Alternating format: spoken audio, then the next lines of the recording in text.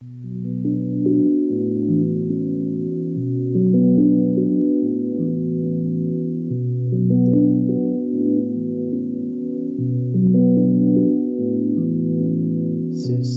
of the shining moon, heaven, earth, and sea, I call upon you in this hour, bring magic unto me.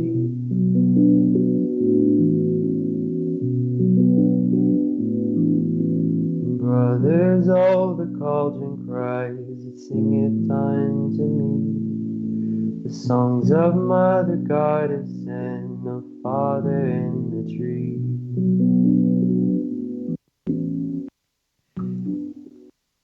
Hello, my lovelies. This is Paisley Wild, and we are off adventuring into the spaces between. I hope you guys are having just a lovely Friday night, Saturday morning, that kind of thing. Yeah, there we go. Had to turn up my volume. I couldn't hear myself.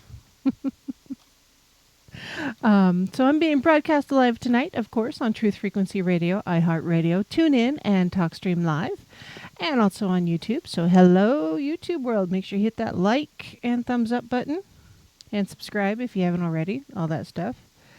Infused water, Titan, excellent choice. So it looks like real quick. Hit the chat room. So, Bam, Daryl, hi, Rock, Confidential, Relaxed, Baby Cheese Doodle Fingers, Raw. Cheese Doodles. Let's see. We've also got Julia, Blue Line Bigfoot, Brandy, Chris Jarvis, YTFP Chris, Titan, Lewis, MCAT, Nessie, Elaine, Lucky. Lucky's there too. And yes, drink your water. I don't know about the rest of y'all, but apparently the sun decided to come out and is warming everything up. So water's good for you. And yes, your water can be infused with vodka. It's okay. I totally understand.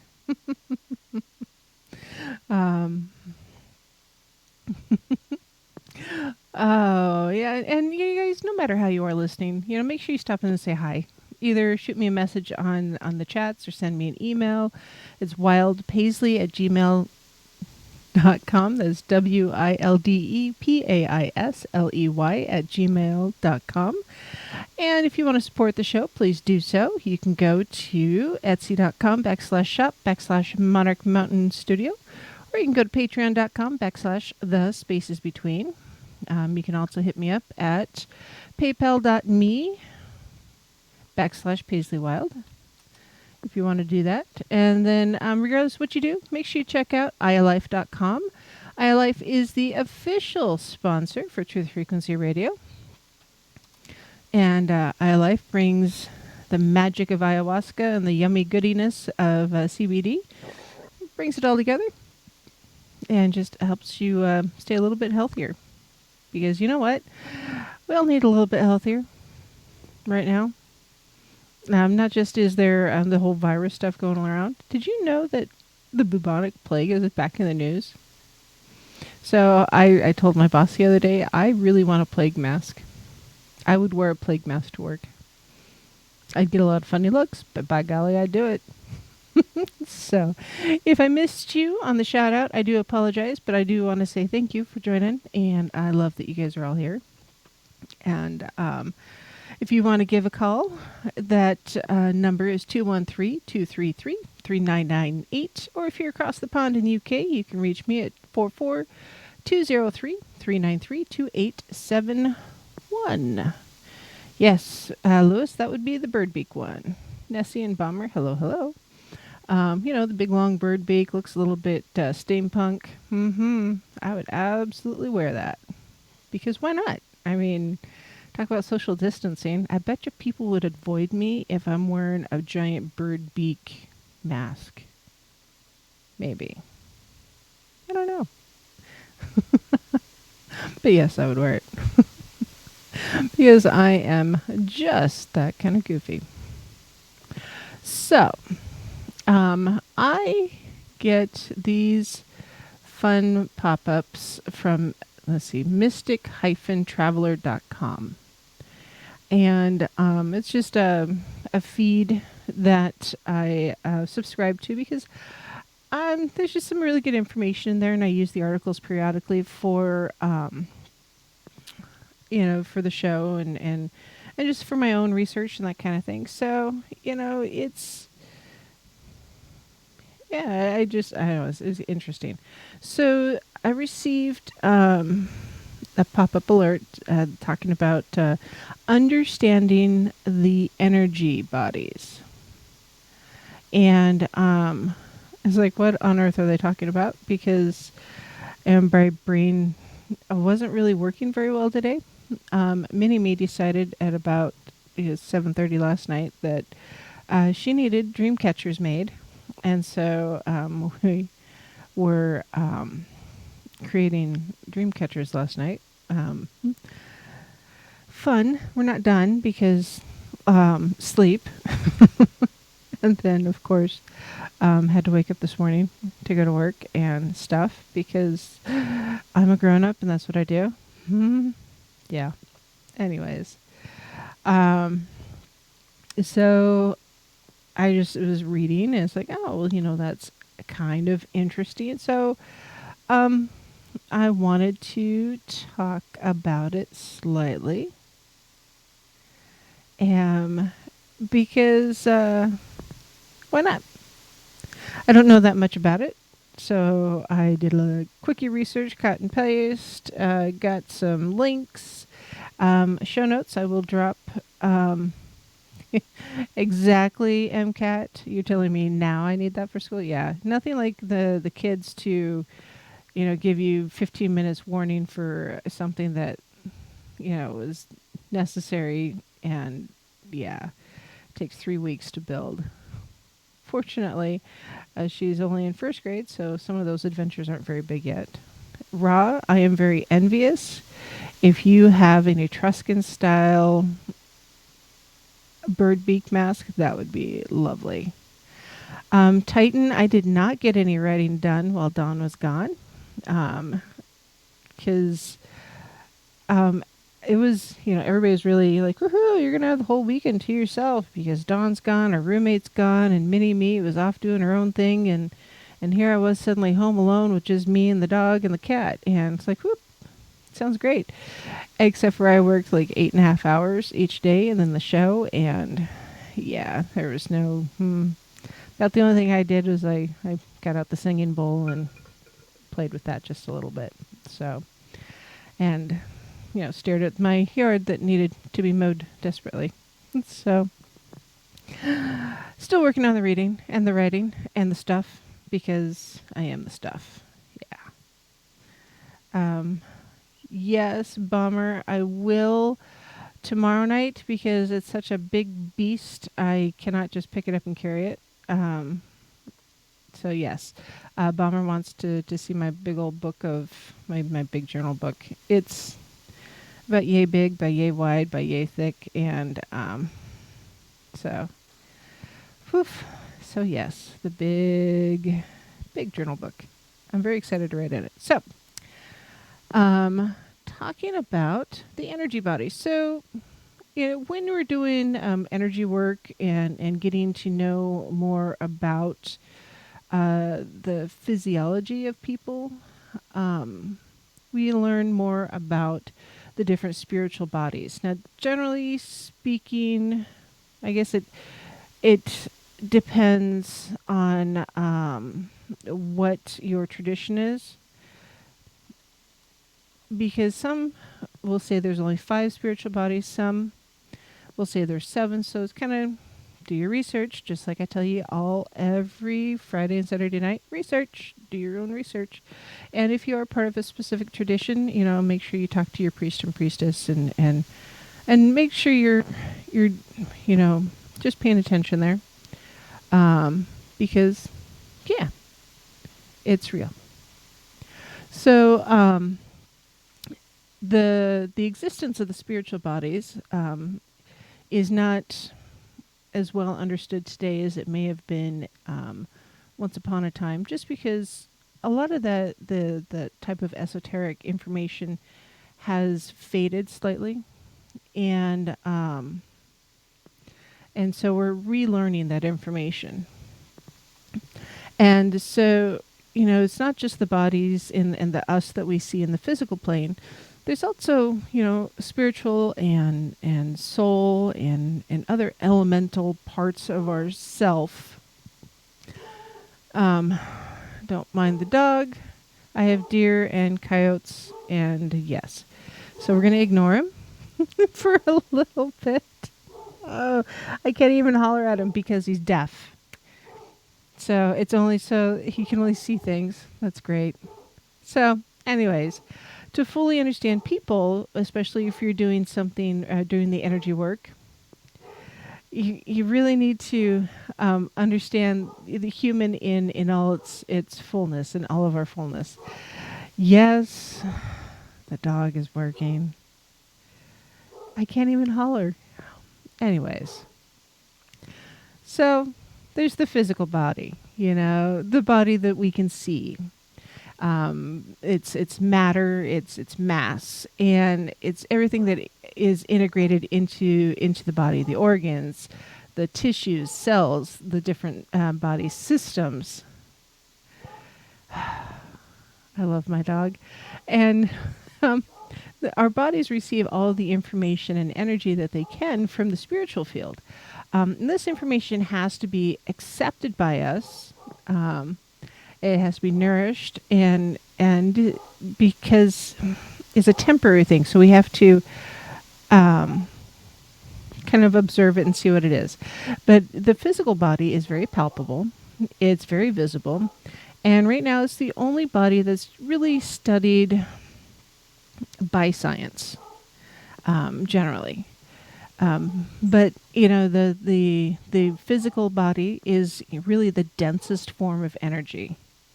So in the vibrational patterns of the physical body are just at that frequency that's low enough that everybody, for the most part, can experience it. Whether, with your five senses, your sight, your vision, your smelling, your tasting, and your touching.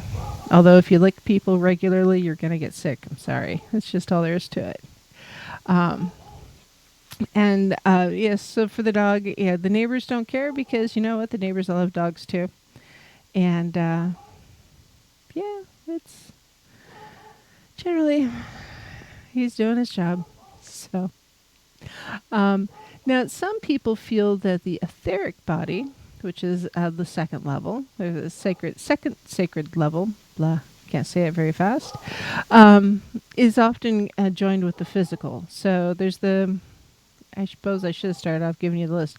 Totally distracted with the dog barking. I'm sorry. Anyway, so first, you got the physical body.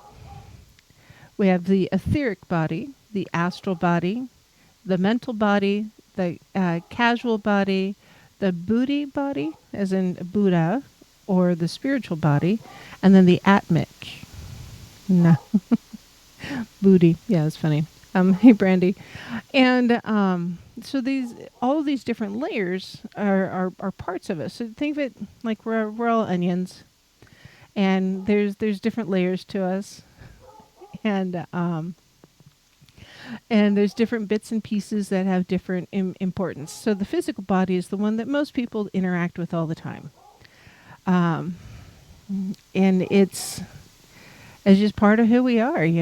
Whether you bump into people, you go to work, you're at home, you're just, staring out the door, watching the people go by. Is the physical body is what is manifest for most everybody. I'm about ready to ding the bell or the bowl to see if the dog can hear. Yes. Hey, Cashew. All right. So the second level is considered the etheric body. And the etheric body is the counterpart to your physical body. And it extends out beyond your physicalness and into your aura. And it's the closest of the energetic bodies to the actual physical body. And the etheric body is, really generally understood by a lot of different cultures and societies, and it is often directly connected to our physical health. Oh, yes. And the dog, seriously, I was just hearing the coyotes howl, and then the neighbors were trying to do something about the coyotes, so.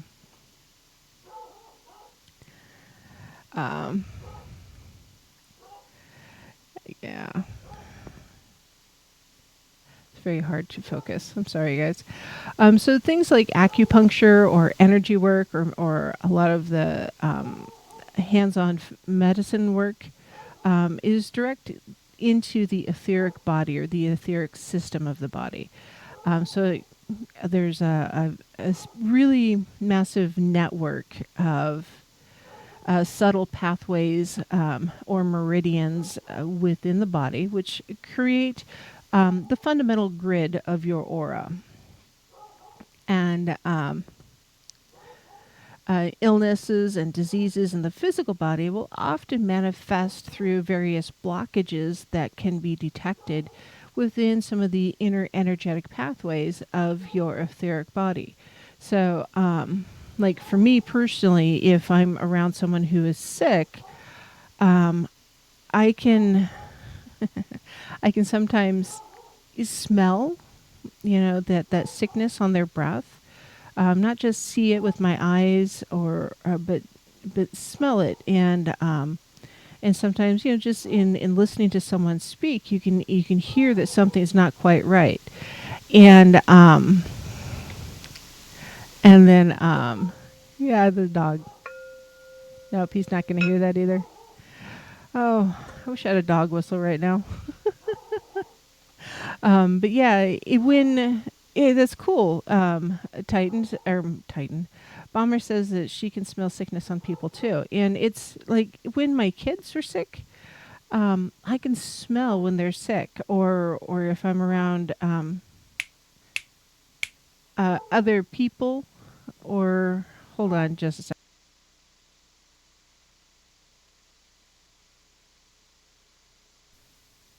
Sorry. He wouldn't hear it either. Nope. I don't know. For all I know, the voices in his head are out of control. Or that, or he lost me. Normally, he likes to follow me around. So, the nose is often really very well refined, and you can smell the illnesses. Lucky says she can smell cancer. That doesn't surprise me. All of it has a unique aroma to it, and it's, I don't know. It's just it's interesting. Sometimes you can really see how that illness is affecting the energetic pathways within the etheric system. Now, the root of all human illness does not lie in the etheric body. It's found deeper in the astral or mental bodies. So if you're purifying your astral or mental bodies, your etheric body is directly impacted, and blockages of the flow of chi or prana or energy, what do you want to call it, is really cleared. So this can release just a big amount of healing energy and vitality into your physical body, which over time, it becomes lighter, healthier, and more radiant. And so, the etheric body really is just, and using it and being able to tap into it is just another way of helping people or working with people, in trying to do that energy work, and to see, what they need. Nessie, teenage boys smell. It's not just their feet. And no. So Lewis asks, dangerously high, dangerously low. I can smell temperatures in general. So if you're a very high temperature, I can smell that. I don't know how else to describe it. But yeah, there's definitely an aroma to it. If it's within myself, I can taste it. I can tell when I'm sick. by the taste in my mouth. So yeah, it was yeah, it's just nuts. I guess I don't know. I think it's just nuts. So yeah. Um, let's see, where was I? Blah. Um, if if you're worried about, the health of your etheric body, remember that, meditation's good. This is maybe getting massage therapy or massages in general, healing massages, energy work, and that impact of that level of your energy. Acupuncture is huge, just because it can help key in your energy pathways so that they are flowing correctly. Um, let's see, catch up on the the chats real quickie. Yeah. So the dog stopped. He's down here protecting me, sitting at my feet because he's a good boy. Actually, he is a good boy. But I had some more information here. The etheric body.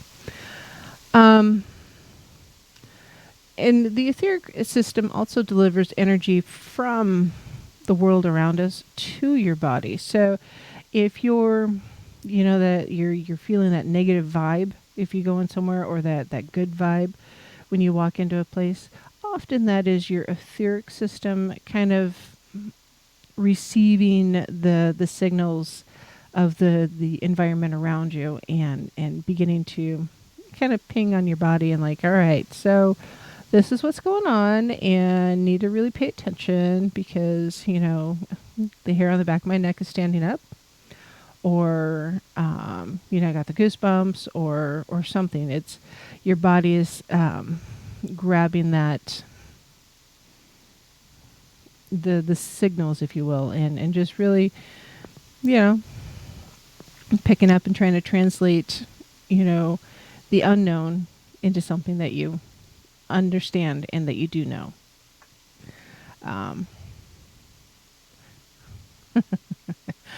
Frequency therapy is something that Titan mentions just real quick. Frequency is with the different hertz levels. You can use singing bowls. I have one right here. If you guys can see it on YouTube, this is my singing bowl. At the top of the hour, I'll play it again like I did last weekend, because I love my singing bowl. I just do. So there. Also, traumas to the physical body can be reflected into the etheric body. I don't know if you guys knew that. So, if you're doing energy therapy, it'll restore that energy back into your physical body. So, sorry, jumping around a little bit. But it'll help with enabling healing of trauma to the physical body. Oh, Julia, yes, I got the bowl not too long ago, and yes, it's a singing bowl, and I will play it at the top of the hour. I did it last weekend because there wasn't any bumper music at the top of the hour, and it seemed appropriate. So, and why not? It's a good thing. Yes. Where was I?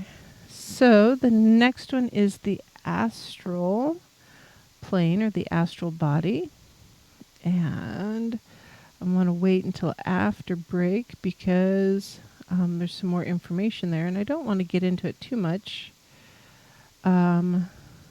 before the break because, I don't want to get started. So, let's see. I understand Brent and Don went to Montana last weekend, and they had a good time. I have MCAT and Titan and Cha-Cha. And I think I'm missing someone. Titan, MCAT, Cha-Cha. We're all there, and I just hear really good things, and I've been told that I need to go next time. So, Ken, you mentioned that you've got a bunch of birds visiting right now. Oh, Chris was there. And they're talking to you. And pay attention to that, because if the wildlife around you is suddenly behaving differently, oh, Justin, that's who it was. Justin. Um, Justin joined Dawn and them. So it's you need to note it. Ken, I would journal it. You know what's going on, what they were doing, how many birds, what kind, what color, that kind of thing. Were they talking? Was it a normal song? Was it a different song? Because they're noticing that some of the songbirds here in the U.S. are now changing their songs and the tunes, the melodies that they're singing, and they're not quite sure why. The proverbial days. So yes, but yeah, if there's critters in your area making new things, doing new things that they haven't always done, write it down, journal it.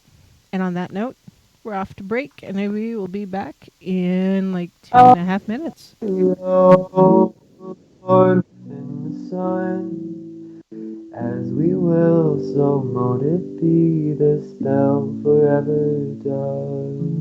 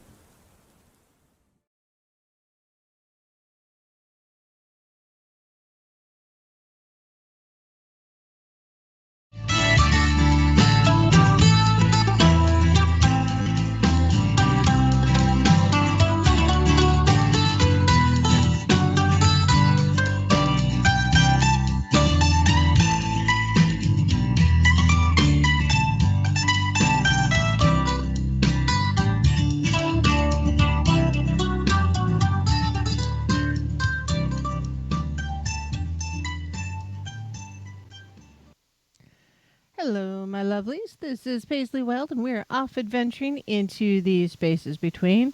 MCAT, that was not Dropkick Murphys, but I would love to. I think that'd be fun to go see them again. And no, I'm not getting goats at this point in my life. I've had them before. I actually like goats. I miss having goats. But no, not right now. Maybe another time, because goats are hard, stressful, and frustrating. So we're talking about the 7 energetic bodies of a person, and we're on to the astral plane now. The astral plane is a very subtle electromagnetic field that is generated by low frequency human desire and emotion. On the astral plane of reality, your every feeling or desire has an independent existence and be understood as an entity within its own vibratory frequency. So through the law of affinity, you can draw into your aura the astral entities that match the frequency of your feelings and desires. So like attracts like. Just kind of,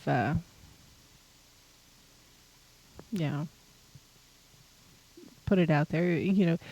Be what you want to be what you want to attract. That's why I talk about, what you focus on is what you see.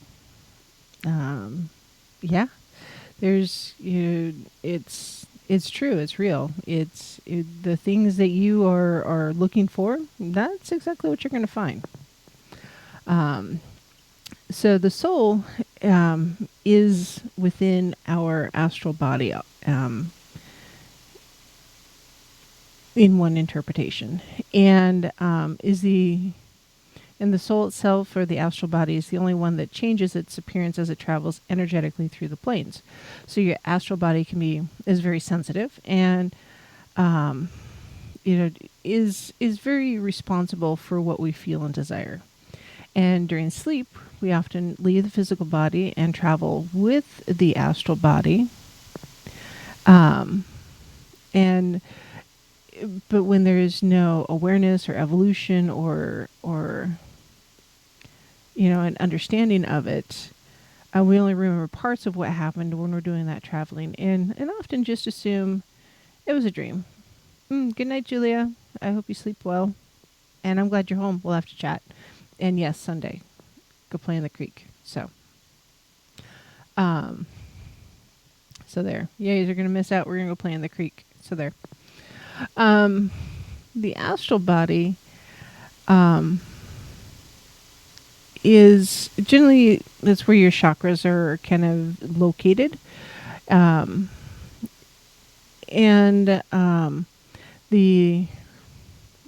are chakras, I guess I should say, within your astral body, and they're not as complex as what's within the etheric. And the 7 primary chakras within the astral body are, I was going to tell you what they are, but I don't have my list. Where's my list? Anyways, I'll have to tell you another time. Talk about chakras another time. Blah. But just chakra means whirling ball.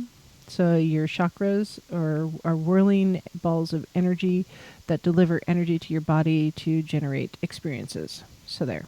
That way, like for me personally, when my back is being grouchy, often it feels like my chakra points are angry and knotted up and not moving very smoothly. So, but the chakras bring the energy from the etheric into our bodies so that we experience and have access to our emotions.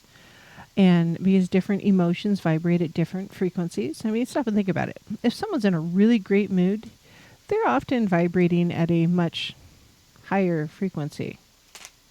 And they're generally really upbeat and such. But if someone is, feeling down or sad, often, their frequency is going to feel down and sad and just puny. Um, and if someone is, just being emotionally beat up, they a lot, especially, they seem to physically shrivel or becoming, smaller. So just the different frequencies, yes. And these chakras are located in front of the spine. They run from the root chakra, which is at the base of the spine in men, and between the ovaries in women, all the way up to the crown chakra at the top of your head. And yep, energies from low to high.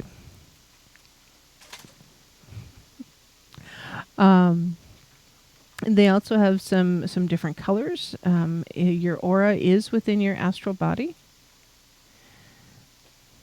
and so if you've heard of the Kirlian photography, it's Kirlian.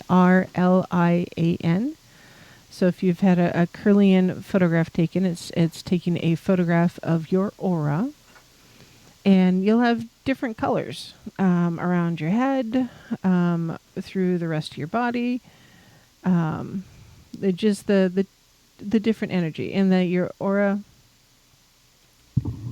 will extend out beyond your body. So you hold out your hands, to the your fingertips of your outstretched arms in all directions. So about 2 feet above your head and 2 feet below your feet. So that's your personal energy field. And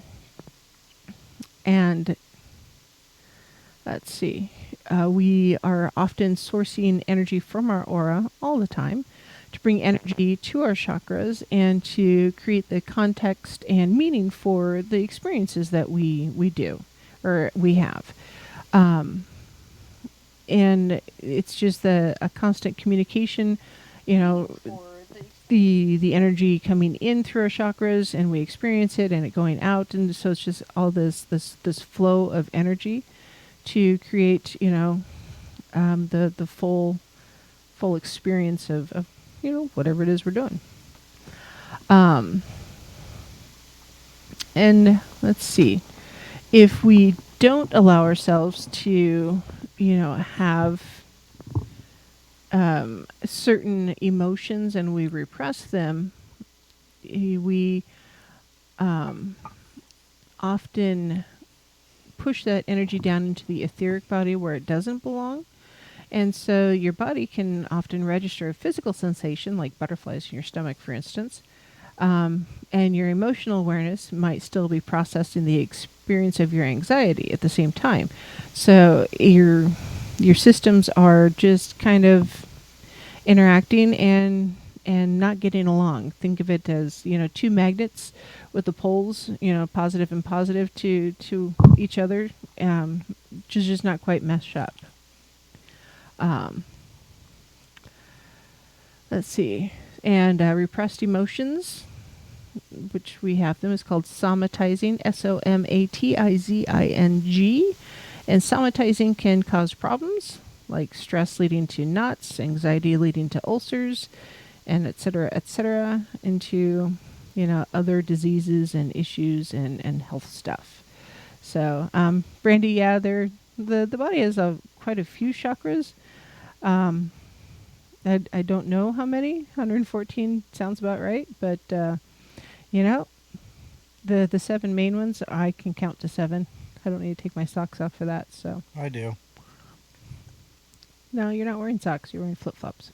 So I can count to 21. 21. Okay, then. Hi, Dawn. Hi. Dawn's in the house.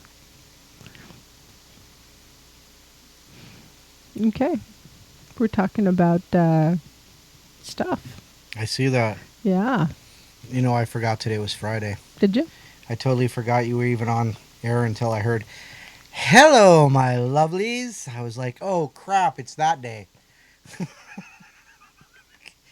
Why are you drinking out of a spray bottle?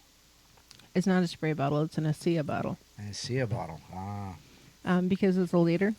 I'm trying to make sure I drink at least 2 full liters. Is that an LEADER? Liter? Nah.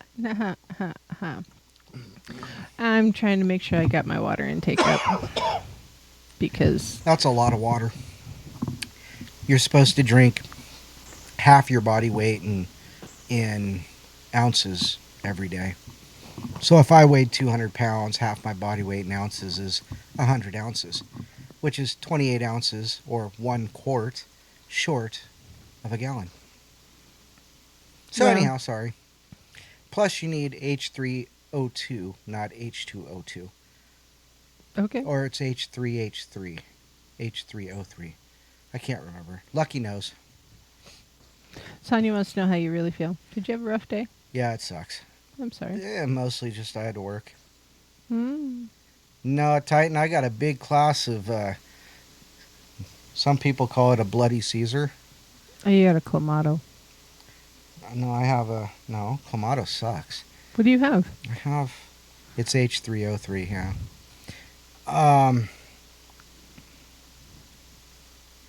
H1N1. No, Justin, not H1N1. We're not just throwing out random numbers and letters.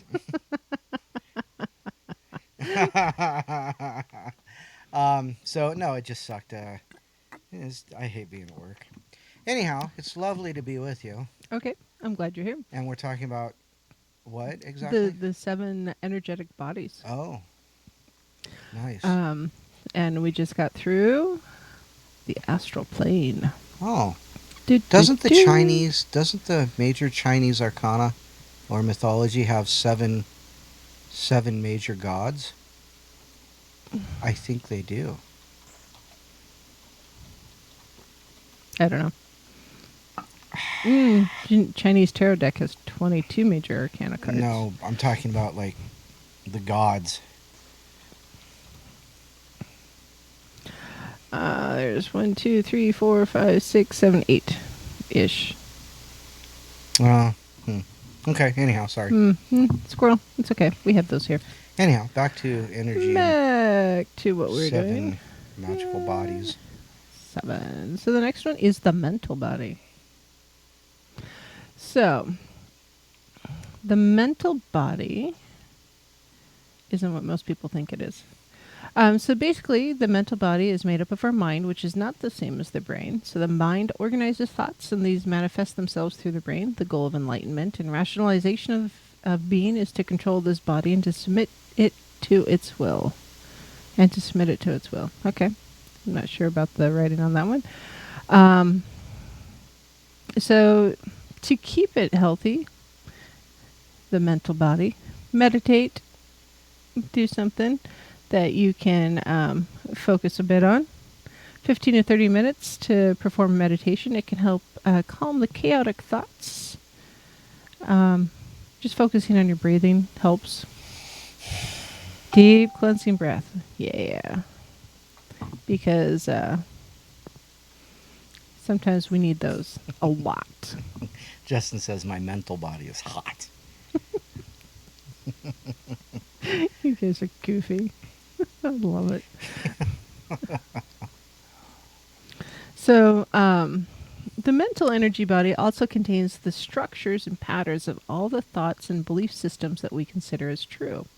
So there's a very strong connection between the mental and emotional bodies. Although a thought or idea can in and itself be very powerful, our reaction to those thoughts carry even more energy. So the emotional body records the intensity of the reaction to the thoughts stored in the mental body. So emotional is more reactionary, mental is just is. And I guess my takeaway there, because the emotional energy level is where a lot of your feelings or our feelings and fears live. It can be very volatile. So if someone's being emotional, yeah, it's a legit thing. It's because in this field, that's where the extremes of emotion happen. It's not just, I'm being emotional. It's your emotions are, affecting your physical body, and your physical body is affecting your emotional body, and it's going through your aura, and everything starts jumbling together, and you get your chaotic mess of chakras. So, again, take the diet, the deep cleansing breath. Sorry, I see diet soda in the chat room. Ooh, diet soda's bad. Blech. So,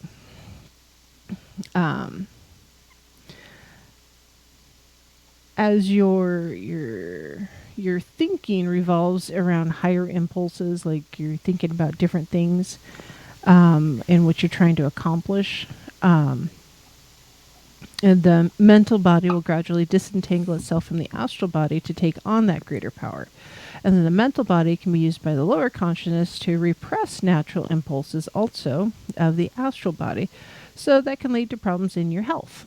So, your emotions basically can drive you to succeed, or if you allow your emotions to do it, they can repress you and cause you to be sick. So anybody who's ever overthought anything in the history of ever and kept yourself awake at night, or thought yourself into a panic attack or anything like that, they happen. It's your emotions having an impact then on your physical health and your emotional health and your mental health. So they're all connected. And if you're trying to find some clarity or some freedom in there, make sure you're doing those deep breathing exercises, and you're doing that meditative work to help find that emotional clarity that you need for your mental body to process the things it's experiencing from one day to the next. Often when we go into like a big meeting or a group setting where there's going to be a lot of people, our emotions are triggering the anxiety. And so the anxiety is preventing us from having a pleasant experience or a positive experience. But if we can kick those emotions into neutral and just experience things, then our mental body starts to take over and is like, oh, so this is what's going to happen and this is what's going on. And by tapping into the mental body, then we can help regulate our anxiety and our stresses and our depression. And it's part of, if you're doing shadow work or therapy, all of these different pieces connect together, and you can't work on one without working on the other. They're all cogs in the system. And when I think in a lot of our therapies today, especially here in Western medicine, it's, talk about what's bothering you, or talk about your childhood trauma, or talk about this, or talk about that. We're not allowing ourselves to literally divorce the emotion from the mental activity of remembering. Think of it as remembering an event in your life that caused you trauma. If you can see it as a 2D situation, where if you added emotion, it's 3D, it takes away some of that emotional burden, so you can process the events that happened without the emotional burden. If that makes any sense. Well, yeah, separating the mind from body. Mm-hmm. Yeah.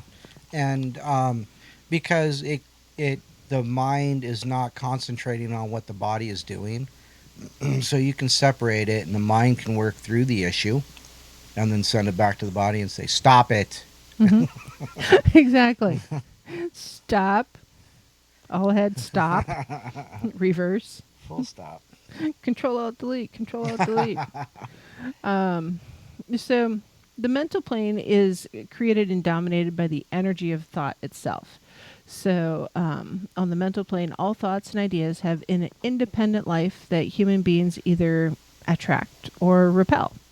And the mental plane itself is made up of different strata of mental energies that resonate at different frequencies. So a low frequency mental paradigm, for example, creates thought patterns that are self-limiting. They can create division and separation.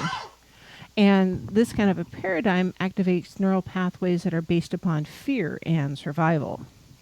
So a high frequency mental paradigm is often characterized by a mental openness that encourages insight and breakthroughs from a higher causal plane. And we'll talk about the causal plane in a moment. And so this higher thinking then is unifying and positive, and you can really see where things are interconnected. So often we'll be chatting in the chat room or watching like Chris and Cherie or something, and everybody's just bouncing these ideas and growing, and our thoughts are just, they're connected and expanding. And that's that higher thinking rather than, wallowing in the mainstream media, which doesn't challenge you to think at all.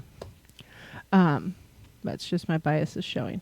Well, So, they don't want you to think. They Yeah. just want you to hear what they're saying and regurgitate it. yeah, I mean, yeah. There'll be a test on Monday. This is what the news said. Sorry.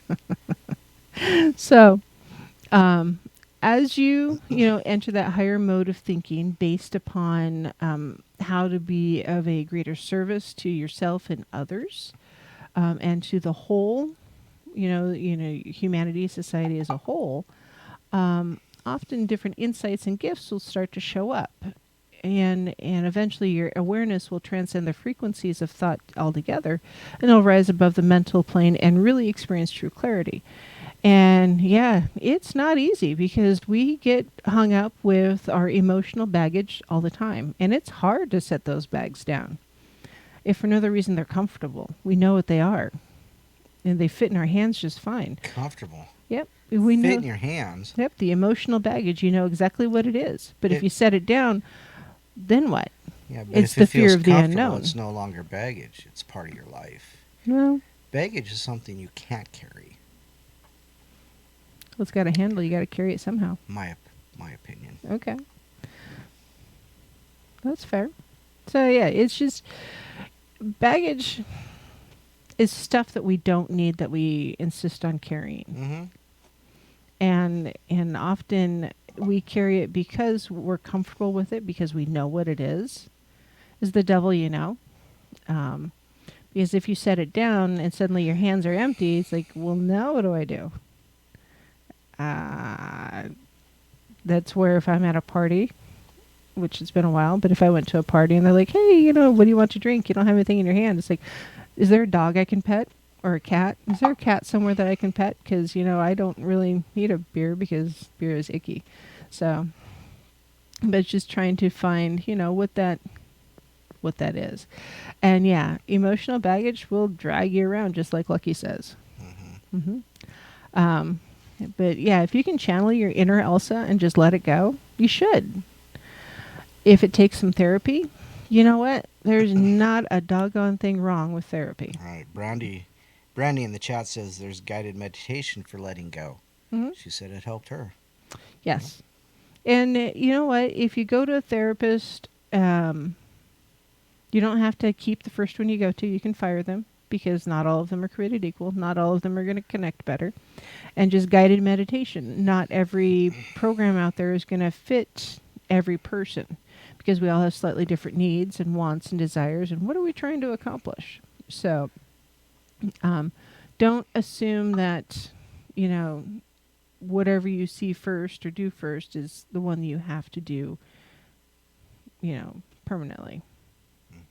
Try some other things. Let's see. There's some other things, but I think that will end up being in the book rather than, yeah. Yep. Alrighty. But, That can be both good and bad, Elaine. but I missed it. She says, I'm married to a therapist. I can't fire him. So he drives you nuts professionally? Is that how that works? There's a certain level of nuts that we're allowed to allow. Right. Especially in that particular situation. Mm-hmm. So, Brandy says that she uses different YouTube videos for her meditation needs, different ones for different days. And yes, that's very true. Just like we have different musical playlists for different things that we were trying, you had a playlist for cleaning the house, for going to the gym, driving down the road so you don't get a speeding ticket. Not me. And I'm the one who gets a speeding ticket. Elaine says that's why she screwed up. Whatever those playlists are that help you get through your day, you can do the same kind of thing with, your guided meditation.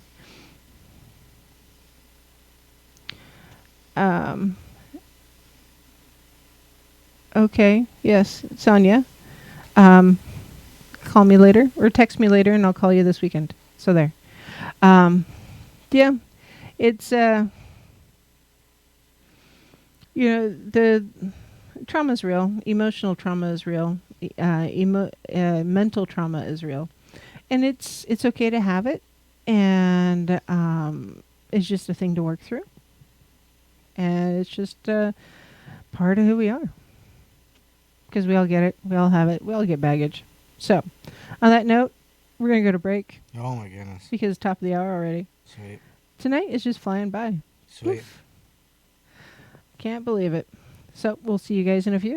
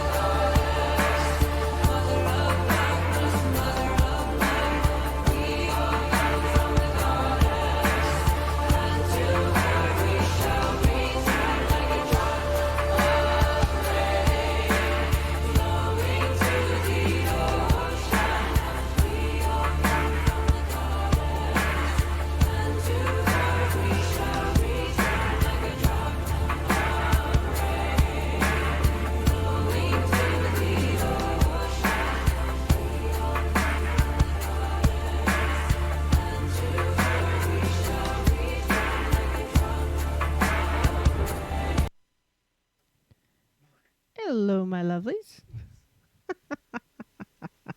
So, all right. So I promised top of the break or top of the hour, I'd do the singing bowl. What?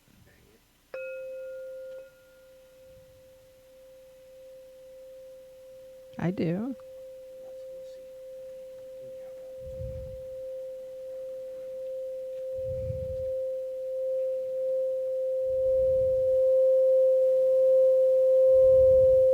Let me show you how to resonate.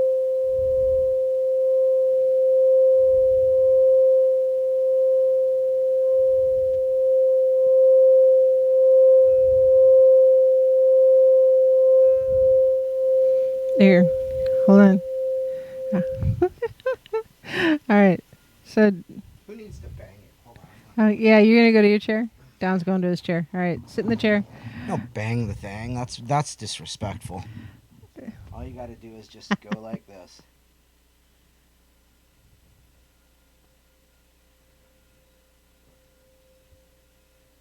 Oh, it's not going to do it. Shh. Here we go.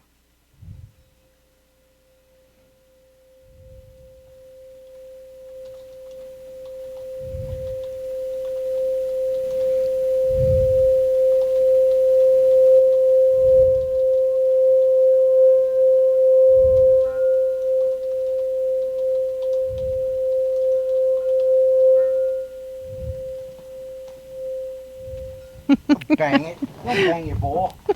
I can bang my bowl if I want. It's my bowl. You just gotta bang it. You just gotta go like this. Yeah, but it takes too long to warm up. Maybe I want it to go faster. Maybe I don't have patience. Which totally defeats the whole purpose. Don't bang your bowl. Anyhow, there you go. Never So yes. bang your bowl. Well, you can. It depends. There are different mallets. Some mallets are. So mine is. Oh, this camera's all screwed up. It's a little bit. It needs to go up, and I would. There you go. That's better. And now we've got your left shoulder in the lamp. So, Sweet. Chris says it made him feel fuzzy. It's actually a really nice bowl. Yeah, I like my bowl. So yeah, it's from what I understand, it's a ceramic bowl dipped in like copper or bronze or something like that. Oh, So dang camera. Ah, I hate cameras. all right, so we're gonna do this because Don's having. Hi, Don. Everybody say hi, Don. Hi, Don. There you How's go. that? That's peachy. Perfect. I'm just always slightly off center. Yeah. Oh gosh. So lucky. So yeah. So the singing bowls are often set to one of one of the seven Chakra. key tones, like A, B, C, D, E, F, and G. I think this one's a B or a D. I don't know. I'd have to get the tuner out to really know for sure. I would love to learn how to play the didgeridoo, but I have one at the office and at work. Yeah, the office, whatever. It's like 7 feet tall. What? We have a didgeridoo at work. It's Do you have 7 a feet bull tall. roar? I don't know. No, what's a bull roar? We have a didgeridoo box too. What the hell is a didgeridoo box? It's like 8.5 inches by 11 inches by about 2 inches thick, and Do you blow that too? yep, you gotta blow hard. Oh my. Chris doesn't have a headache anymore because you played the bowl correctly. Apparently, you're not supposed to bang the bowl, but Don't no. bang your ball. So. Then you go and bang the ball. I tapped it with my fingernails. So, just so you know, you can get sets of bowls that are for the chakras. Just you want to make sure they're keyed versus not keyed. So the keyed ones are tuned and set to the different tones. The other ones are often just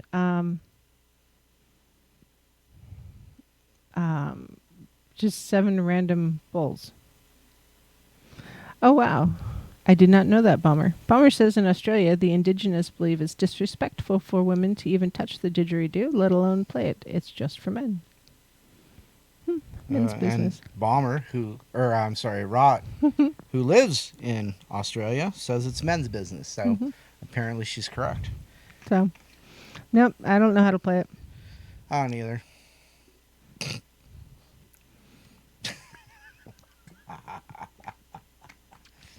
So, I'll just keep those to myself. yeah. A bull roarer is, I don't exactly know what it is. It's at the end of a long rope, they swing this rope and it makes a sound. Did Crocodile Dundee play it when he's Yeah, trying to probably. get a hold of the Yeah, he was. Okay. Yeah, that's a bull roarer. Okay.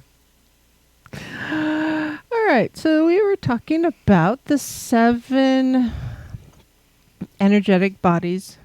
Oh, Lewis says you can play the bagpipe. I've never played a bagpipe. You've thought about it. You've squeezed a goat once or twice. Yeah, but I haven't blown in the cat. I was going to blow in the goat. Oh, my goodness. Get on with your show. Sorry. Let's see. So the causal body is the next one.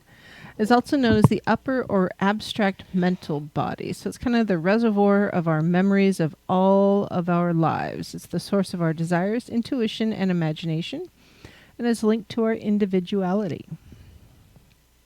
So it's the hard drive, the backup. Yeah, the hard drive. We'll just leave it at that. I think that works. Let's see. The causal plane is a realm of synthesis and a plane of pure archetypes where thought and feeling become one. All human genius rise up into this plane in order to see the holographic nature of the cosmos. Even though the causal plane is beyond language, its energy and nature can be communicated through language as frequency.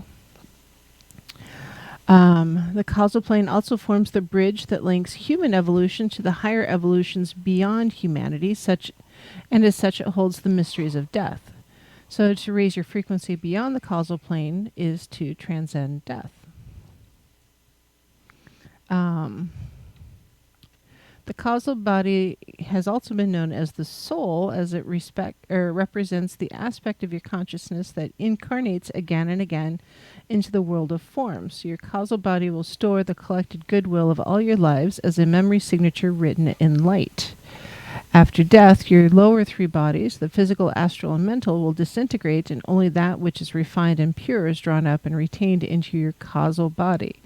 As your causal body develops more lucidity through the processes of reincarnation, so the higher bodies can use it as a means of directing the lower 3 bodies to higher and higher frequencies. In this respect, your causal body is the great bridge between your lower and higher planes. So, okay, I look over at chat and Bomber's talking about being a goat snuggler, and I was just like, what? Okay. I've never met a goat that was worthy of a snuggle. So, your karmic load, your karmic debt, that kind of thing, is often associated or held into your causal body. A lot of your core belief systems, the ones that really define us through the ages, end up in the causal system.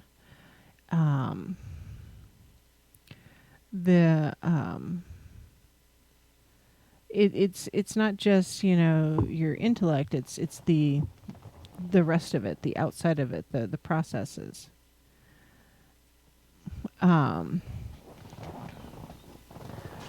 So would this be the astral traveling body? No, that'd be in the astral part. Oh, I see. We talked about astral just before the break. Oh, see, I was not here just before the break. Oh my goodness, that camera's driving me nuts. Can you go turn on the outside light and kick the dog out? He's farting. Oh, jeez. All right, I guess it doesn't matter about the camera. He runs back over there. He's like, what?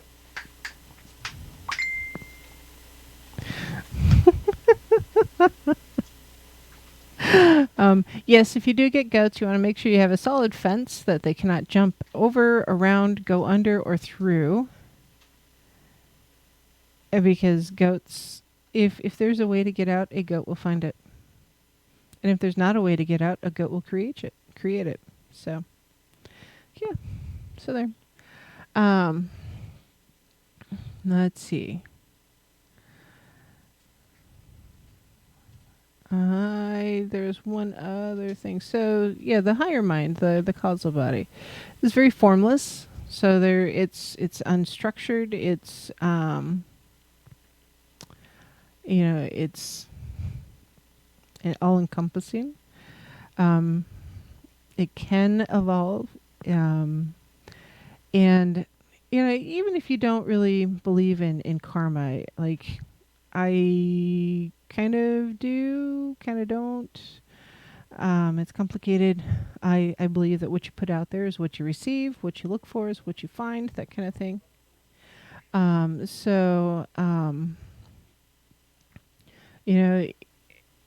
It's the causal body is where karma, or I guess your good works, that kind of thing, will end up being. So if you're trying to create goodwill, and so you're doing good works, the goodwill balance will end up in the causal system. It's there's specific energy work that you can do for your causal planes, but you have to access into the causal energy field after you've cleared your astral energy field and the emotional body, and so it's not first level shadow work or therapy or anything like that. It's you've done some work and you're ready to move on to this next and probably last phase of trying to get rid of your stress and your stuff. Because no matter what you're doing, you're not going to be canceling out pre-existing karma. You're balancing the karmic debt, if you will, and you're evolving your energy and your experiences and such. But your belief systems are created in the causal plane. Often they're within your sixth chakra, or the center of your head. They're not created there. They're created in the causal plane. They're just played out in that sixth chakra, downloaded into it. And that way you can use your beliefs to attract and frame your experience and the things you're doing.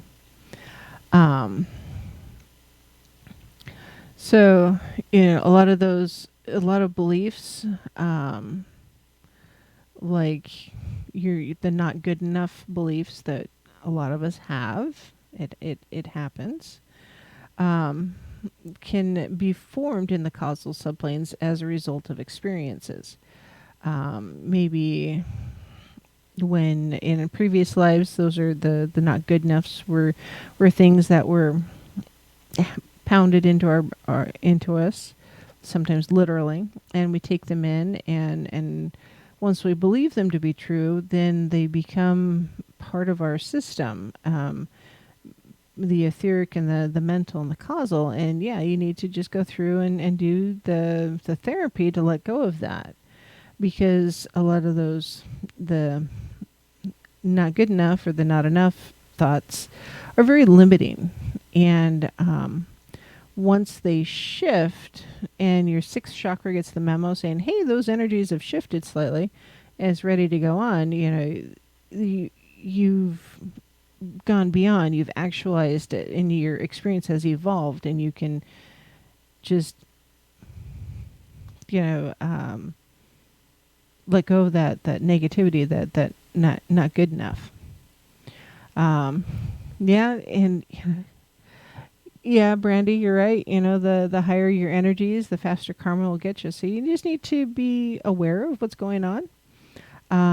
Because, that karma bus, I do believe in the karma bus. I don't always believe in karma, but the karma bus, there are times when I wish I could drive it. Yeah. So, just deep cleansing breath, do your meditation. This too shall pass. So, soul light is another thing that is part of the causal plane. And it's basically it's the light of the soul, and it shines, down onto the causal plane. Your soul learns from you, and when you've completed an experience and you've deeply understood it and acknowledged it and the learnings and teachings and insights of that experience, that information then becomes accessible to the soul in the causal subplane, and it becomes part of your completed awareness. And if you're always in connection with your soul through the causal subplanes, you can learn from your soul through those connections also. So, kind of tapping into that, that the inner you, the doing that deeper meditation, some of that genetic memory a little bit is going to be in this area where those things that that you've experienced in life and lives previously, if you can tap into that subconsciously, your causal plane, those are lessons you won't have to teach yourself or learn again because you will already have it. Did Bomber just change her name to Baby Goat Snuggler? I do believe so. Oh my God. Yes. Yes. There are worse things. There was a Snuggle Squatch earlier. So, yeah. I love you people. You make me smile. You people. So the next one is the Buddhi Body, Buddhi, like Buddha, Buddhi, but it's also known as the spiritual, or excuse me, the cosmic body. Uh-huh. It's not your Kardashian. There shouldn't be a Kardashian. Anyways, the Buddhic Plane is one of the 7 major planes of reality upon which all humans function. It's the higher frequency of octave of the astral plane and is the plane of devotion and ecstasy. In many ancient traditions, this plane of reality is known as the realm of the gods and goddesses. And when you identify with a divine entity, you are engaging directly with the Buddhic plane, or cosmic body. So here your own individual identity becomes merged into the collective body of humanity, and all of the pain and anguish of the lower planes are transformed into an all-encompassing love. As you purify your DNA of its ancestral memories and shadow patterns, so you gradually become to know a new life on the cosmic plane. So it's the Buddhic body, or cosmic body, is only accessible to you once your heart is completely opened. All true higher mystical experiences or revelations come through your heart and are therefore rooted in the Buddhic. Once your awareness is fully anchored, the causal body dissolves and reincarnation in the normal sense is no longer possible. The Buddhic body also corresponds to the mystical state of absorption, which is what occurs as your awareness becomes stabilized in the higher frequencies. It also represents the third feminine reality of the divine trinity, that of divine activity or compassionate actum. So what does that mean, Paisley? Sorry, I got distracted by the chalupa you all are weird. Anyways, so basically, what does this mean? It means, once you've reached the Buddha level of, or the Buddhic level of enlightenment, you're starting to be in the realm of the gods and the goddesses. Your spirit has ascended to that level, and your connection with time has loosened. It's not your focus. It's not it doesn't drive the bus anymore. And this is where true wisdom lies. You're tapping into the collective unconscious more, and you're communicating across different planes of existence and different realities and different peoples.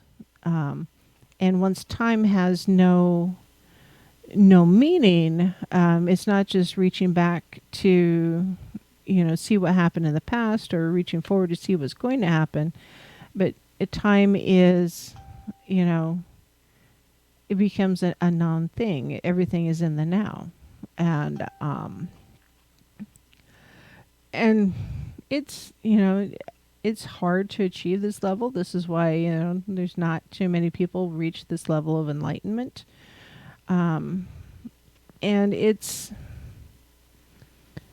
I would think it'd be kind of scary to let go of all of those mental constructs that we create for ourselves and just let it go, all of it. But at the same time, it'd be so freeing to just let go of that stuff, all that stuff, because it weighs us down and it keeps us from growing and moving forward and learning more about ourselves. Everybody's talking about your phone, Don. My phone? What's wrong with my phone? It's working. Mm-hmm. It's saying you have a message. So, do you? So the ancestral memories, I guess. I think that's something that we don't connect with as well as I wish we could. It's the crystal balls reflecting on the ceiling. Oh. It's a big crystal ball. It's it's hard for us to let go of our ego and the stuff that we have in our world today, to tap into that ancestral memory. And I think it's unfortunate because there's so much information back then. The spiritual pathways or connecting with the divine. In a way, I can't help but wonder if it was easier back when life was less complicated. So, Sorry. You're just moving a lot tonight. It's amazing. I'm amazed I'm not falling asleep. Well, I am, but I'm amazed I'm not asleep.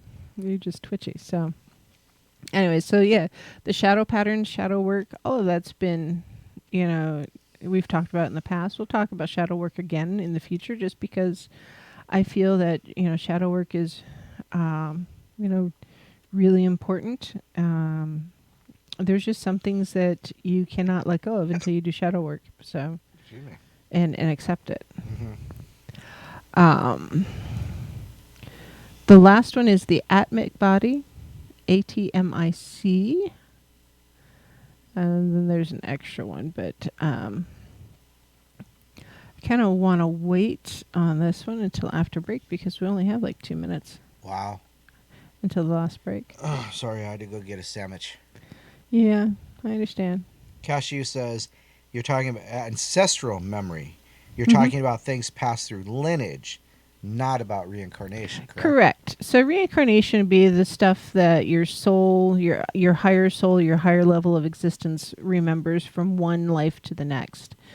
Ancestral memory is the things, or the sum of the things that your ancestors did in addition to you. So if you look back, at your family tree, the branches before you, if you knew everything that the branches before you knew, it would be pretty cool, all that information that you could just tap into. Some of that information, is going to be more positive effect on your life and some of it more negative.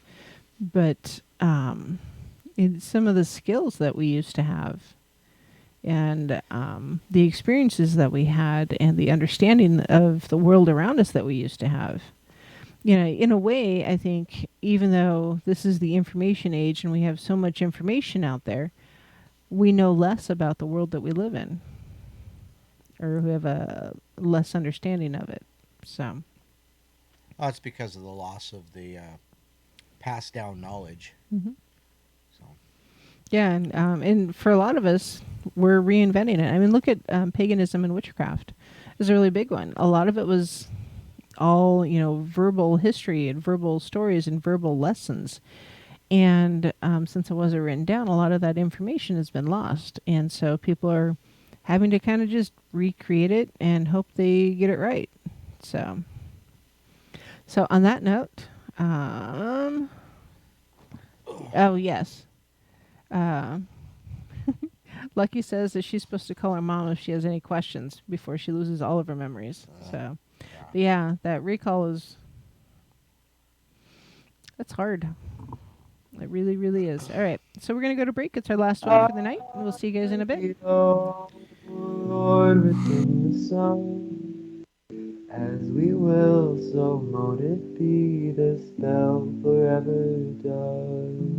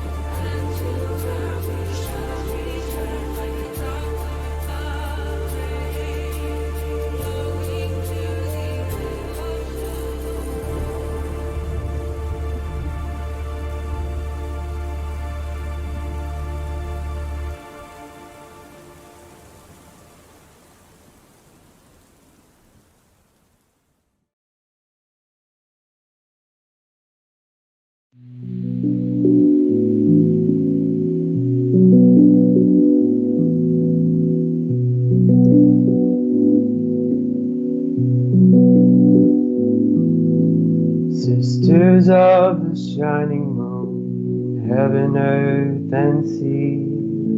I call upon you in this hour, bring magic unto me.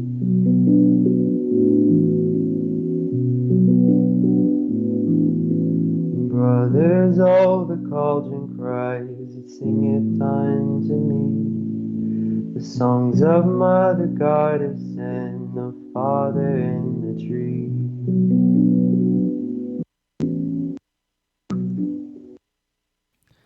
Hello, my lovelies. This is Paisley Wild, and we're off adventuring into Friday night. The spaces between. Yeah, sorry. You forgot Okay. your own shows. Well, no, I thought I said the spaces between. I was like, spaces between, Paisley Wild, spaces between. Doing it twice? Yeah. I didn't Anyways, say it once. So, welcome to the last half hour. last half hour, sorry, I was focused on chocolate. Uh-huh. Don Pretty good, Brownie. aren't they? Yes, those are. This is caramel wrapped, Cocoa creams. cocoa cream wrapped in caramel. Yeah, you can't go wrong with cream, cocoa, and caramel. I got a couple of my favorite candy bars today. Yeah. Anyways, One of them has 5 ingredients in it. 5. 5. Literally 5. Pure cane sugar, cocoa. Cocoa liqueur. Soy lecithin for, in emulsifying. Mm-hmm. Can't remember what the other one was, but it's good. It's nice when you can actually count the ingredients and pronounce all of them. Mm-hmm. You can pronounce all these, yeah. Yeah. It's sad that our food has gotten that way. Good night, Dee. Yeah, it's horrible. There's more chemical compounds in it, but Mm-hmm. anyhow, those are good. They're actually from Poland. That's crazy. Ah. All right. So the last one that we're going to talk about tonight, the spiritual body, is the Atmic, A-T-M-I-C, Atmic Body. It's the human being's highest plane. It's spirit, the purest consciousness. It may also be called Atman, spirit of essence, cosmic self, divine self. It's basically composed of light, our inner God. So, closing out tabs as I go so I don't lose track of where I'm at. It's insane. And Like, like Brent and his tabathon. You need to, it's not a parathon, it's a tabathon. It is. It's serious. It's like an addiction. He's got like literally 30 tabs per window. He's got at least 2 windows. Okay, I'm not even that bad these days. All right, so Titan asked the question. Would y'all agree that past traumas take a part of our self-value? The challenge is convincing ourselves that we are truly valuable to self and others. Yes.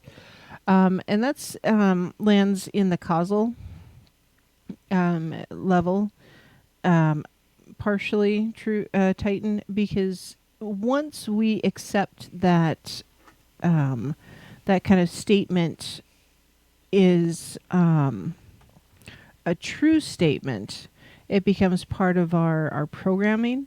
And so we have to go through and fix our programming to let go of that belief system. Because it's real. I mean, how often do you see someone you know make the same mistake time after time after time after time? It's like they're dating the same person again and again and again, even though they know it's going to be an abusive relationship. They know it's going to be toxic. They know it's bad, and yet they keep dating that same type of person over and over again.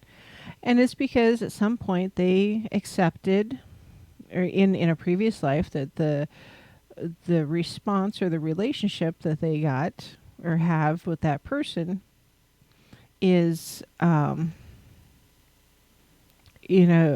it becomes part of the truth within your psyche. And so once you have allowed yourself to heal that past trauma, your past life trauma, and you have to work to heal it. It's not just something that happens, like putting a Band-Aid on it and eventually the owie goes away. You have to work at it. Then you can move on and accept that you can date someone else or a different type of person, or you can have different types of relationships with other people. And a lot of it is not just is like therapy type work. It's often a realization that it's okay, that it's not a part of what you have to do or a part of what you know. And it's a it's self-limiting until we realize that we're limiting ourselves, and then suddenly it's freeing, and it like lifts a cloud from your brain, like there's been fog obscuring your view, and suddenly it's, I don't know. What I think what you have to realize is it's not your karma. It's not it's not oh it's not part of your karma. Your karma is for you. Mm-hmm. Their karma can affect you. That becomes part of dharma. Is that correct? Anyhow, so but the point is that their karma is not yours. Your karma is. And you need to realize that there's two separate things. It's it's very, very narcissistic in that sense. That if you take on their karma, then you have that issue. Yeah, if you accept someone else's karma as your own truth, then it becomes yours. And it's hard to look at something and realize that it is not your truth, especially when you've always believed it to be your truth. You know, there's this gal I talk to all the time at work, and we bump into each other. Of course, I always see her, you know, I mean, because I work where I work. But anyhow, we get into these conversations about her spiritual journey and how she had to realize that, you know, her relationship karma was not her karma. You know, it was not. And when she got around that, past it, through it, she's realized that she's a much happier person because of it. So anyhow, and that is changing the truth that was part of who she was. And so once Cookie Jarvis, and it's part of the reason why all of this energy work, all of this spirit work and work on self, it doesn't happen overnight. It takes time. And you go forward and you step back and you're doing the cha-cha. I mean, there's... You know what you need to do? You need to get Judge and... Yeah, Sindel and talk about that particular thing, because that's what they do. You know, they're hypnotherapists, and they talk a lot about, you know, our soul contracts, you know, before we come to the physical plane, and that would be a really great conversation. So, all right, did you make a note? Did I make a note? Yeah. So I have so many notes I can't remember them.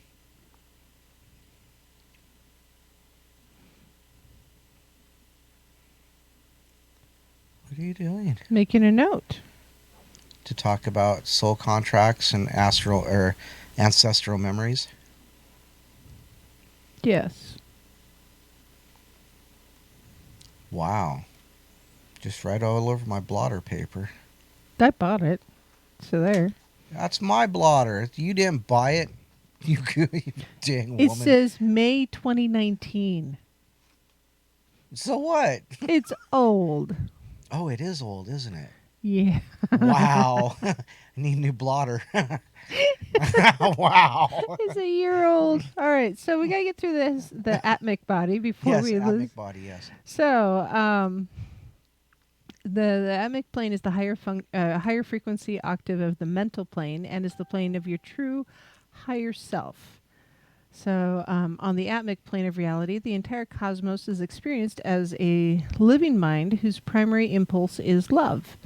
When you cross the threshold to this plane, then all your independent thinking will cease and is replaced by pure light.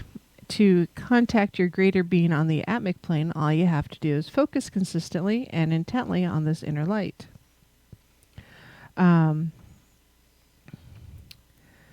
Let's see. To enter fully into this body, your identification with the lower bodies, the physical, emotional, astral, mental, must be severed completely. And so when this happens, your cycle of incarnations comes to an end. The Atmic body will create an increasing pressure on your lower nature as its light gradually filters down to illuminate the lower three bodies, resulting in a magnificent phenomenon known as the dawning of the rainbow body. Over time, this will lead to a complete restructuring of your life as the inner light of the Atmic plane dawns inside of you, culminating in your full embodiment of divinity. So what does this mean? Because that was a lot of words. Basically, once the Atmic body is where... are you, what? Atmic Body. I know, but there was a question. From Baby Goat Snuggler. Excuse me. It was a statement, but yes, keep going. So it's the undifferentiated awareness. So it's the identification, not with your individual, not with a specific group of beings, but with all life, is where you connect with your Atmic body, or where you so even though you will still have a sense of individuality, it's just a consciousness. You're part of. You've become part of the collective unconsciousness, if you will. You don't really have pain. You don't have bliss. You're at peace, and you're swimming in the sea of cosmic peace and tranquility. So, sorry, reading the comment. So the Atmic consciousness is also characterized by omnipotence, an extreme power of will that makes nearly all things possible. Atmic consciousness incarnates the will aspect of deity. So I suppose you'd be the ultimate Jedi. You'd be Yoda if you could tap into the Atmic consciousness. You can do anything. Okay. I mean, why not? So, but it's, there's more of these, the spatial dimensions and such. There's often other words that are associated with them. Just the research that I was doing was more Indo-European, so the Hindu type words, Buddha and karma and such. Because you're trying to find what the different spiritual bodies are and what that information is. Really, truly, Western medicine and Western society doesn't have words for it. We've adopted the words from Eastern society because we don't understand it, and we don't we don't know how to process it, because we've put that aspect of ourselves kind of on a shelf and got focused on other things. Let's see.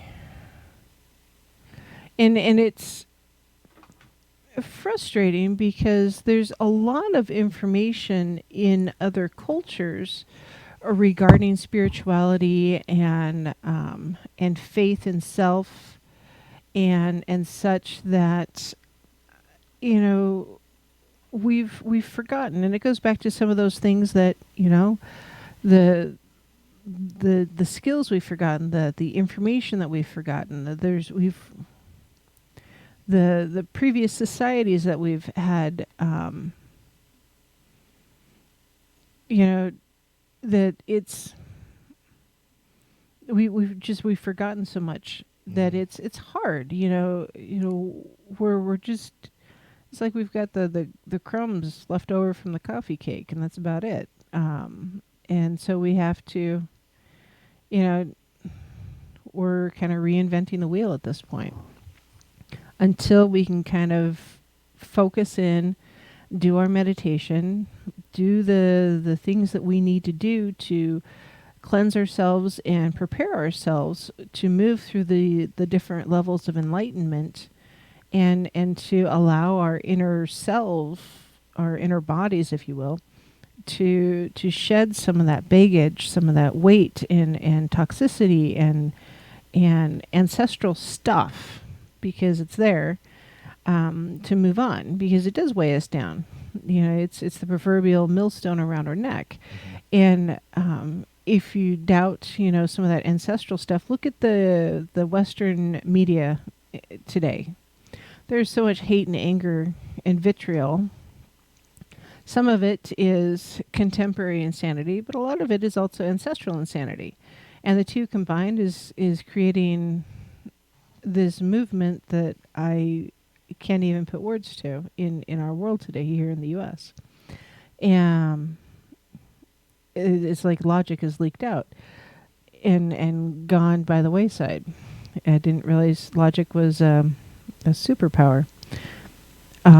It's right up there by common sense. Yeah, right? So, yes, Bomber, if you want to send your story, I will read it. That way you don't have to speak about it. Oh, my goodness. It's wildpaisley@gmail.com, WILDEPAISLEY@gmail.com. Hint, hint, nudge, nudge. So there. So, yeah, whatever it is we're trying to accomplish in our lives today, we need to stop and think about the things that came before us, the things that the people, our family, our ancestors did before us, and what their beliefs were, and how has that trickled down to affect us today. Some of it, not at all, because it was like we've accepted that information as, you know what, that's not a statement that is true anymore. It's not a truth statement. No, Bomber, write the story. I was making fun of Paisley. Anyhow. No, the Bomber, he's yanking my chain. It's all good. And MCAT, you did not lose any IQ points. No, not him. He meant in general. Did the IQ of society? Yeah. Yeah, sometimes I can't help but wonder. But I don't know. The societal truths that our families grew up with just aren't true anymore. And so we need to remember that we have to let go of those archaic truths because they're false now. And once we do that, there's more room on our plate to allow for new truths and new experiences and new understandings. So that means a societal shift. It could be a political shift. It could be a family shift, or it could be an inner shift, an inner understanding of self and spiritual awareness and your path goals. I know, like for me personally, embracing my pagan path more came about as me acknowledging that Christianity is not my truth. Mm-hmm. It just isn't. That doesn't mean it's not somebody else's truth. It just means it's not mine. And by letting go of that, I felt that lightness, that freedom, that weightlessness, that was holding me down spiritually and energetically. So for me, it's, I don't know, just embracing my path and doing the show here and dragging Dawn into heathenism and I've always been a heathen. You're just wearing it more on your sleeve. And talking to other people that are also, on a similar path and getting to know themselves, from the witchcraft or pagan perspective. That those relationships and those connections to me feel stronger than so many of the Christian connections that I had tried to forge at one time. So, it's, I don't know, it's part of why I feel like life really is a journey. It's an adventure. And there's ups and there's downs and there's twists and turns, and you learn things about yourself. And you only learn things about yourself through trauma. Because if you don't experience the trauma, how do you understand what the lack of trauma is? Now, I'm being broad. This is a broad sense of trauma, not some of the narrow interpretations. I'm not saying you don't understand what it means to not be shot in the foot if you've never been shot in the foot. It hurts. So I understand. So it's, it's worth it to do the therapy, to understand your own personal traumas, whatever those are, to do the energy work, to do the shadow work, to let those burdens go, to set that baggage down and move on. And do something else, find some other experiences to fill those empty spaces with. But a lot of our values and our beliefs and those things, those are intrinsic to whom we are. It's not just something that our elders taught us or our families taught us. That's as part of our inner core, our inner programming, our base program, our base operating system, if you will. Those Base code. Base code. I'm not that much of a computer geek, so yeah. Are we through the 7 bodies? We are through the 7 bodies. Where does tantric come in? Tantric is not a body. It is something else entirely. It's what you do with a body? Apparently it is. I've actually never read anything about the tantric stuff. All I know is what I saw in American Pie or something like that, the movie, yeah. There was nothing in there. Whatever. So, anyways, at the core of it, and part of the reason why I wanted to do the show is on this topic is because of the article, but it resonated with me because I had talked about shadow work and therapy here not too long ago, and just seeing what's going on in the news today. OMG. It is insane out there. So, remember, a lot of the stuff, a lot of the baggage that we're packing around, just because it was true at one point doesn't mean it's true now. And it's time to understand that we can let go of that. We can find a new truth. Whatever it is, find your new truth. Do the therapy, do the work. Journal. Meditate. Get some exercise. All of that stuff that's good for you. Eat some chocolate or whatever it is that's good for you that is comparable to chocolate. That would be caramel. Whatever it is, that's, we got to figure out how to set down that baggage. And Justin thinks you've been shot in the foot. Have you been shot in the foot? Did you shoot yourself in the foot? I did not shoot myself in the foot. I was just typing. I haven't been shot in the foot. I've been shot in the leg. It hurts.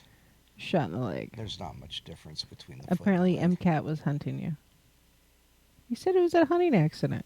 Oh, it was, well, he means like, Bigfoot bait kind of thing. Oh, Bigfoot bait. My BFF from high school, her husband actually did shoot himself in the foot. Yeah, well, that just takes a special kind of stupid. It was with a .45 pistol. He shot himself through the leg and into his foot. Oh, Jesus. So if you stop and think about, what do you have to be doing to shoot yourself in the leg and the foot with the same bullet? Let's just get over that conversation, shall we? Yeah, so be careful. Practice safe firearms. Just saying. Practice safe internet, practice safe firearms. Do your research, do your studies. Do you have any final thoughts in a minute or less? I have no thoughts right now. Apparently, Don's got night-night. This is just his avatar.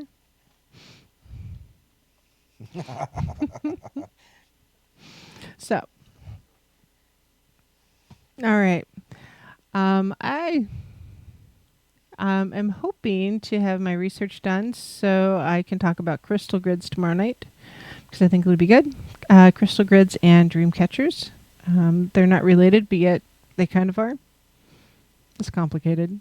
If I don't get to it tomorrow night, it'll happen next weekend because life and mini-me. So, oh no, there was no safety on his 45. It's a Ruger? Which one doesn't have the safety on it? Oh my God. You're not talking about which gun. You're talking about how old. Oh, yeah. It may be old. Yeah, probably old. So, anyways. Justin, get a hold of me and MeWe. Talk about those teachers. Okay. So, it's the end of the show tonight. We've got some insanity here at the end. So, merry meet and merry part. And merry meet again. We'll see you guys tomorrow night. We will, so mote it be, the spell forever done.